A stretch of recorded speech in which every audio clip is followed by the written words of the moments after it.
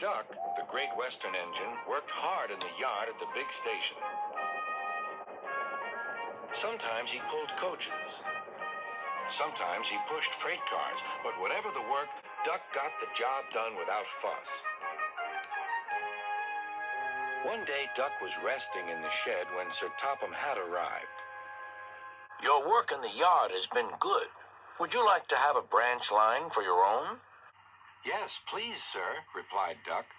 So Duck took charge of his new branch line. The responsibility delighted him. The line runs along the coast by sandy beaches till it meets a port where big ships come in. Duck enjoyed exploring every curve and corner of the line. Sea breezes swirled his smoke high into the air, and his green paint glistened in the sunlight. "This is just like being on holiday," he puffed. "Well, you know what they say," laughed his driver. "A change is as good as a rest." Soon, Duck was busier than ever.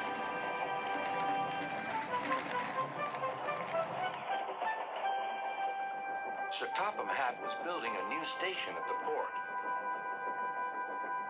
Duck pulled the heavy freight cars wherever they were needed. Bertie looked after Duck's passengers, and the other engines helped too, but the work took a long time. Noise and dust filled the air. "Don't worry," whistled Toby. "The station's nearly finished." "And on time, too," said Duck thankfully. Duck felt his responsibility deeply and talked endlessly about it. "You don't understand, Donald, how much Sir Topham Hatt relies on me."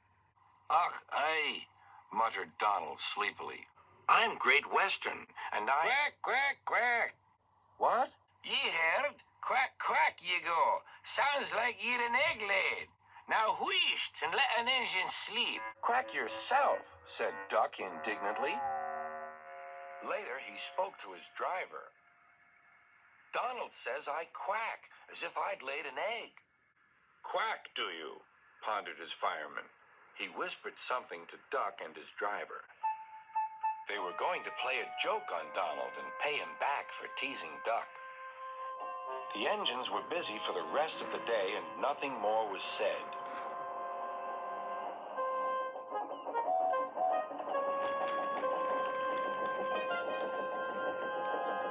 Not even a quack.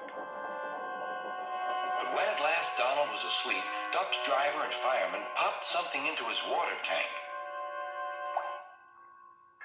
Next morning, when Donald stopped for water, he found that he had an unexpected passenger aboard.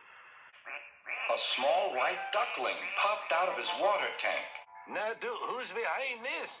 laughed Donald. The duckling was tame. She shared the fireman's sandwiches and rode in the tender. The other engines enjoyed teasing Donald about her. Presently, she grew tired of traveling and hopped off at a station, and there she stayed. That night, Donald's driver and fireman got busy, and in the morning, when Duck's crew arrived to look him over, they laughed and laughed. "Look, Duck, look what's under your bunker. It's a nest box with an egg in it." Donald opened a sleepy eye. "Well, well, well, you must have laid it in the night, Duck, all unbeknownst." Then Duck laughed, too. "You win, Donald. It'd take a clever engine to get the better of you." There's a pond near the duckling station. Here she often swims and welcomes the trains as they pass by. The station master calls her Dilly, but to everyone else, she is always Donald's duck.